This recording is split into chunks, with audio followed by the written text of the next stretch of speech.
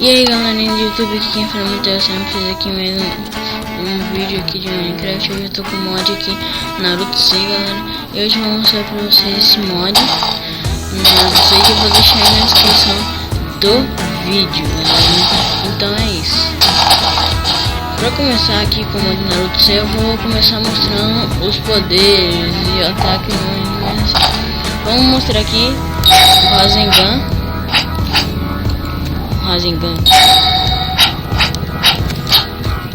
Esse aqui é o Rasengan, galera.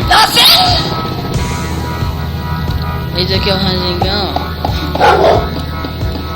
Rasengan que eu mandei. Agora vamos mostrar o Shindori. O Shindori aqui.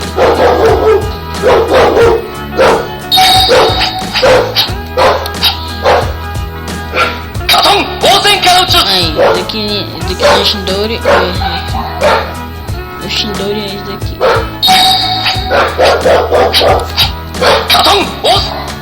E ó. Ah, galera, o Shindori é esse daqui. O Shindori é esse daqui, galera. Esse aqui é o Shindori. Agora vamos mostrar um poder aqui que dá pra eu... Um poder que dá pra gente andar pela água. Aí galera, eu sou do clã do Yuga. Eu sou do clã Yuga, galera. E eu posso colocar o Byakugan. Tem o do Uchiha também, galera. Mas eu escolhi o Byakugan. E esse mod é muito legal, galera. E aí também tem esse outro poder aqui, que é o plano das sombras, galera. Também dá pra andar pela água também, galera. Que eu vou procurar aqui, ó. Aqui, ó. É só a gente apertar quem tiver podendo andar pela água já.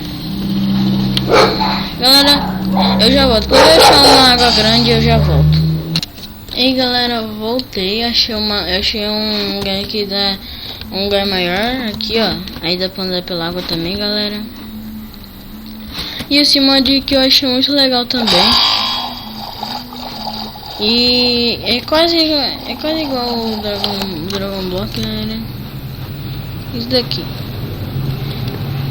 É muito legal esse mod que eu achei, galera. Aí também é bem legal o Byakugan.